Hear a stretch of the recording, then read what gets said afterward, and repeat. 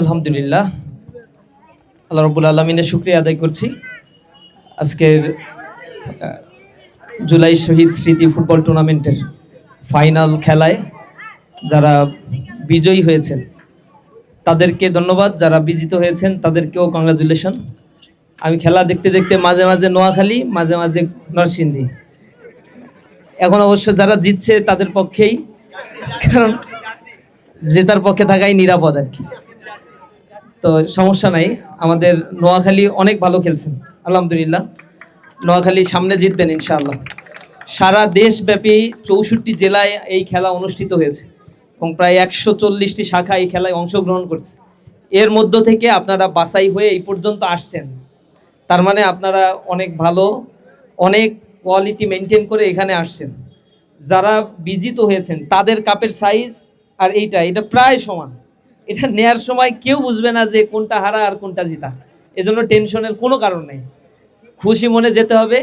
আর প্রথম খেলা যেটা, আসল খেলা যেটা আর কি, সেটা তো 0-0 হয়েছে, এটা একবারে সমান। আর লাস্টে যেটা হয়েছে এটা আসলে অত ভালো বলার কোনো সুযোগ নাই, এটা লাকির উপরে ডিপেন্ড করে অনেক সময়। সেই লাকে আসলে নরসিংদী জিতে গেছে, এই জন্য তাদেরকে কংগ্রাচুলেশন জানাই। আমরা জুলাইয়ের এই স্মৃতিকে ধারণ করে দেশব্যাপী যে কর্মসূচিগুলো ইসলামী ছাত্র শিবির পালন করেছে, এই কর্মসূচিতে যারা অংশগ্রহণ করেছে তাদেরকে আমরা আন্তরিক ধন্যবাদ জানাই। আমাদের এই কর্মসূচিতে কতগুলো মোটো ছিল এই বছর। আমরা দেশব্যাপী মিছিল, গণসংযোগ, গণছাত্র জমায়েত, অদম্য জুলাই স্লোগানে এই আয়োজনগুলো করেছিলাম। আমাদের কথা ছিল সরকারের কাছে, জুলাইয়ে যে গণহত্যা সংগঠিত হয়েছে এই গণহত্যার বিচার অতি দ্রুত বাংলার মাটিতে কার্যকর করার দাবি ছিল। আমরা সরকারকে বলেছি, ফ্যাসিবাদের দোসর যারা ছিল, যারা আমাদের এই দেশকে দীর্ঘ 15 বছর ধরে গুম, খুন, আয়নাঘরের রাজত্ব তৈরি করেছে, সেই ফ্যাসিবাদের দোসরদেরকে বাংলার এই জমিনে অতি দ্রুত তাদের বিচার নিশ্চিত করতে হবে। সহস্রাধিক মানুষ যে জীবন দিয়েছে, যাদের তাজা রক্ত এখনো আমাদের সামনে, আমাদের চোখে জাজল্যমান, আমরা সেই শহীদের রক্তের বদলা চাই। ফ্যাসিবাদ মুক্ত একটি বাংলাদেশ গড়ার জন্য সরকারকে আমরা আহ্বান জানিয়েছি। গণভোট যেটা অনুষ্ঠিত হয়েছিল, জুলাই সনদ যেটি স্বাক্ষর করেছিল বর্তমান সরকার সহ সকল পলিটিক্যাল পার্টি, সেই জুলাই সনদ এবং গণভোটের রায়ের সাথে সুস্পষ্ট বেইমানি করা হচ্ছে।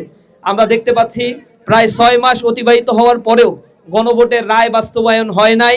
জুলাই চার্টারের কথা তারা বলে অক্ষরে অক্ষরে পালন করবে, তাদের অক্ষর যে কোনটা এটা জাতি এখনো বুঝতে পারছে না।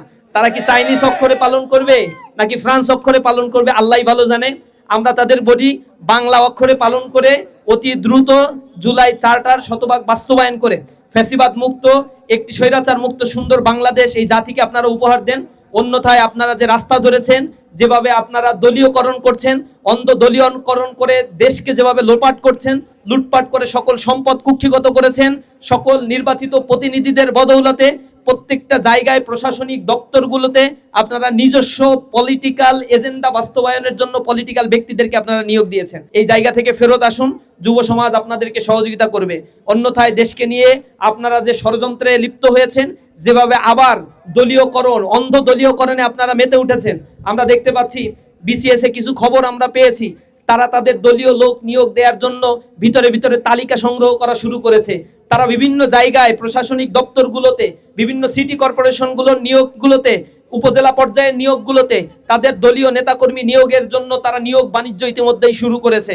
আমরা সজাগ আছি, যদি বাংলাদেশে আবার সেই কোটা প্রথা চালু করেন, আবার সেই দলীয়করণ শুরু করেন, তাহলে ছাত্র সমাজ বসে থাকবে না।